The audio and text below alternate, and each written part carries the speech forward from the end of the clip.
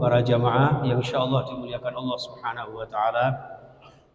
Kita patut bersyukur jamaah bisa bermuajahah sekaligus bersilaturahmi, nyambung seduluran dalam rangka menunaikan tugas mulia kita, salat Isya berjamaah, dan insyaallah kita lanjutkan tarawih witir berikutnya nanti.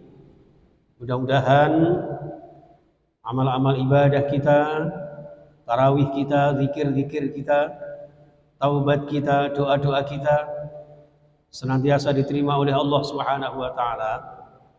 Dan yang terpenting lagi adalah diberikan kekuatan lahir batin, sehat jasmani rohani sekeluarga, sehingga bisa menuntaskan Ramadan yang mulia, bahkan bisa ketemu dengan Ramadan tahun depan tentunya. Amin ya rabbal alamin.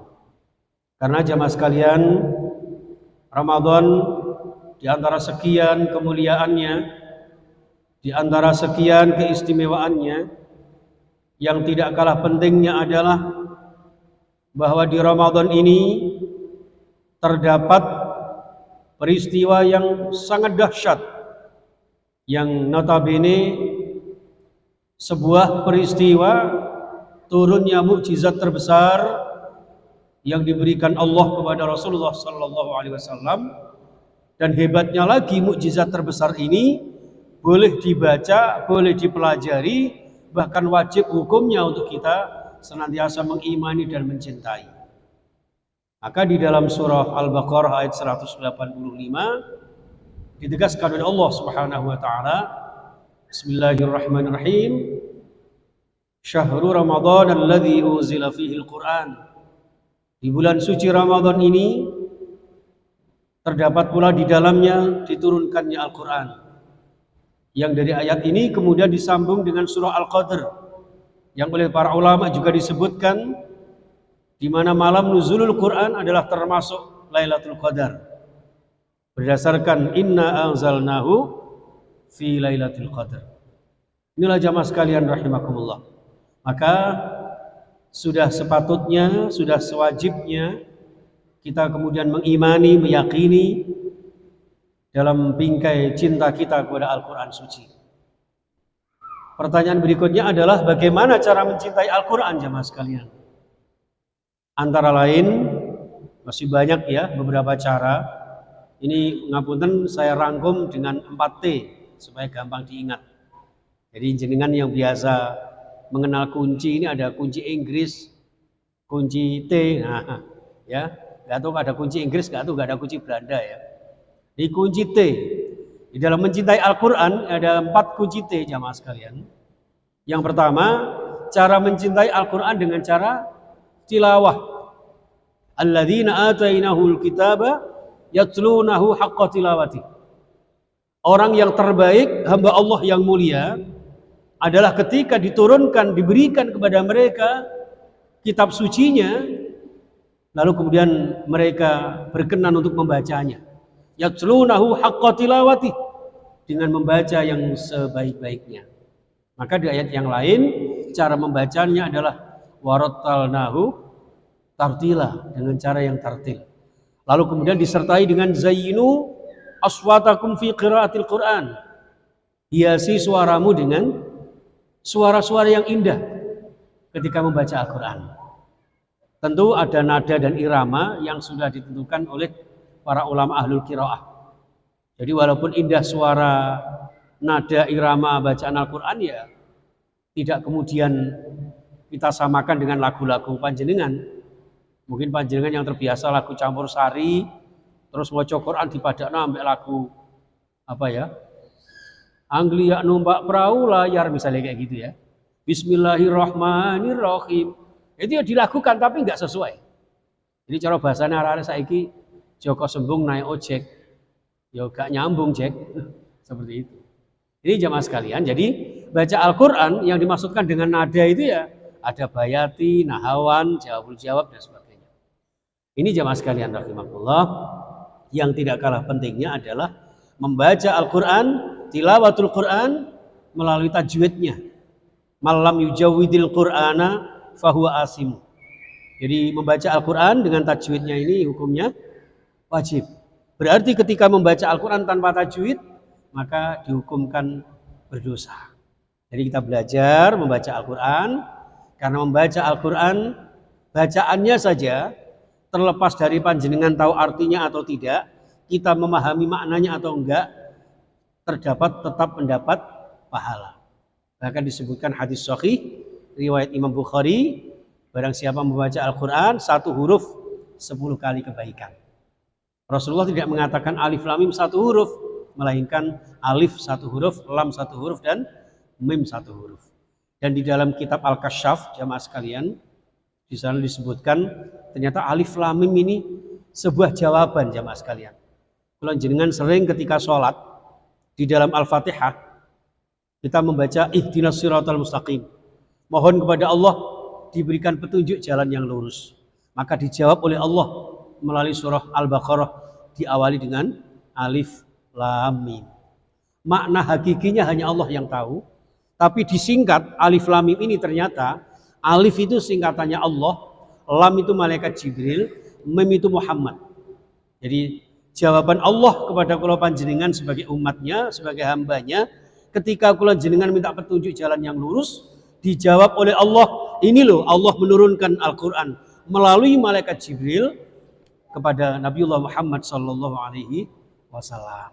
Maka dzalikal kitabu la raiba fi hudal lil muttaqin.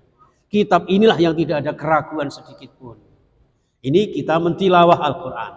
Intinya di dalam membaca Al-Quran, al-muta'abbadu bitilawati, dianggap sebagai sebuah ibadah bagi orang yang membacanya. Berbeda dengan kitab-kitab yang lain, berbeda dengan hadis dan kitab-kitab kuning yang lain. Membaca Al-Quran dari segi bacaannya dianggap sebagai ibadah. Bahkan hadis Imam Tirmidzi mengatakan, afdalu ibadati ummati qiraatul Quran. Sebaik-baik ibadah sunnah umatku adalah yang mau membaca Al-Quran. Apalagi di bulan Ramadan, Bapak Ibu, monggo diperbanyak tadarus Al-Qurannya. Mumpung masih ada waktu sekitar 10 hari ke depan, ya, usahakan 1 kali khataman panjenengan membaca Al-Quran. Ibu-ibu hari ini berapa juz ya Bu? 3 juz ya Bu? Juz jambu, juz apokat, juz mangga. Ya ndak, monggo lah semampu panjenengan. Kalau bisa 1 juz, alhamdulillah. Sekarang malah ada tren 1 day, 1 juz, ada 1 week, 1 juz. Monggo silakan semampu panjenengan. Kalau dengan kesibukan panjenengan tidak bisa 1 juz ya setengah juz lah. Setengah juz nggak bisa ya 1 halaman. Nek 1 halaman gak iso ya mosok ayat. Yasin, shadaqallahul adzim. Ini ya kata Roma Irama ya sungguh terlalu. Ya. Tapi ya tidak apa-apa kalau memang panjenengan saking sibuknya bisanya hanya itu pun mendapat pahala dan itu pun diambil sebagai sebuah ibadah di mata Allah Subhanahu wa ta'ala. Maka di dalam hadis Abu Dawud disampaikan, khairukum man ta'allamal Qur'an wa 'allamahu. Orang yang terbaik di antara kalian umatku adalah yang mempelajari membaca Al-Quran lalu kemudian mengajarkannya. Ini jamaah. T yang kedua yaitu ta'lam. Ta'lam itu mengetahui artinya. Nek jari cara wong Jawa nek nyanyi niku tombo ati iku 5 sak wenane. Kaping pisan maca Quran sak maknane. Gak ono maca Quran sak legreke, gak ono. Dadi maca Quran sak maknane. Kula jenengan sempate ya sak ayat, 2 ayat, 1 juz, 2 juz nek saged macane sing tartil kalih dibayangke maknane. Insyaallah tambah barokah saged nentremke ati kula jenengan. Wa nunazzilu minal Qur'ani ma huwa syifaa'u wa rahmatul lil mu'minin. Gitu kan?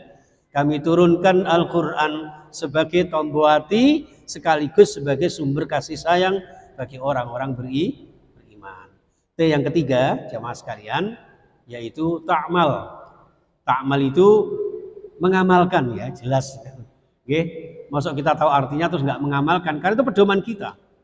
Pedoman kita yang ketika kita mengamalkan Al-Quran maka akan menjadi sebuah pribadi ya, pribadi muslim yang kafah, yang dari ajaran Al-Quran itu akan menjadi pribadi-pribadi yang rahmatan lil alamin, menjaga kebersamaan, menjaga toleransi antar sesama, yang kemudian berpegang teguh kepada irhamu man fil ardi yarhamkum man fis sama.